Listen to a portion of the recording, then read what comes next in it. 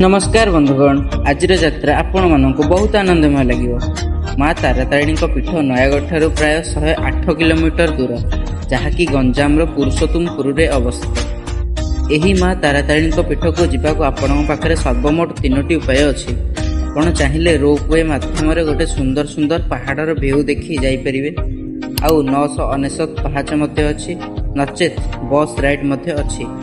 आमे बाछी गोटे एपिक हिल ड्राइव जहाँ हूँ बस राइड। बस रे आमे गोटे अंका बंका घाटी रास्तार गोटे हिल ड्राइव रो मजा नहीं। तो सांग मैंने आमे आसी पहुँची गलु माँ तारातारिणी पीठरे। पहाड़ उपर सौंदर्य एवं मंदिर कारुकार्य को जे कहीं भी देखिले मुग्ध हो। एठी बहुत हल्का पवन आपण मन को छुईज।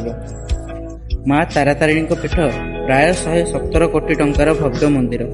पौराणिक तथ्य अनुसार सत्य जुगे राजा दक्षंकर झील थिले देवी सती, जे कि महादेव शिवं को भल पाई विवाह करथिले। किंतु महादेवंकर वेशभूषा चालीचलणी राजा दक्षंकर बिल्कुल पसंद नथिला। सेथिपई से जेबे एक महायज्ञर आयोजन करथिले सेथिरे से महादेवं को निमंत्रण करिनथिले, जहाकू देवी सती तांकर स्वामी प्रति एक घोर अपमान रूपे विवेचना करथिले एवं दक्ष राजांक यज्ञ रे जाई पहुंचीथिले, जेउठारे राजा दक्ष निजर मूर्खामीर परिचय दे समस्तଙ୍କ सामने महादेवं को नीचा देखाइथिले, जहार फलस्वरूप देवी सती क्रोधवशवर्ती होई दक्षंकर यज्ञ कुंड को झास देथिले, जेउठी तांकर मृत्यु होइथिला। देवी सतींकर मरिबा खबर पाई महादेव क्रोधरे भैरव रूप धारण करथिले एवं देवी शक्तिंकर मृत देह को धरी तांडव आरंभ करथिले। फलस्वरूप संपूर्ण विश्व ब्रह्मांड को रक्षा करिया को जाई भगवान विष्णु तांकर सुदर्शन चक्र रे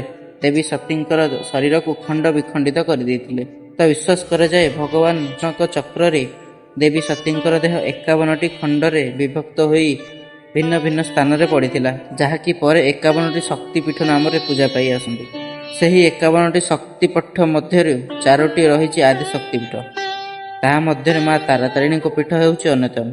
विश्वास करा जाए एही स्थान रे मांकर बक्ष अर्थात छाती भाग आसी पड़िथिला एवं एठारे माँ तारातारिणी प्रकट होइथिले।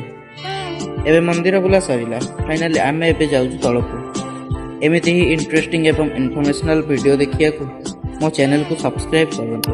तो बहुत जल्दी देखाबो गोटे न्यू फ्रेश वीडियो रे।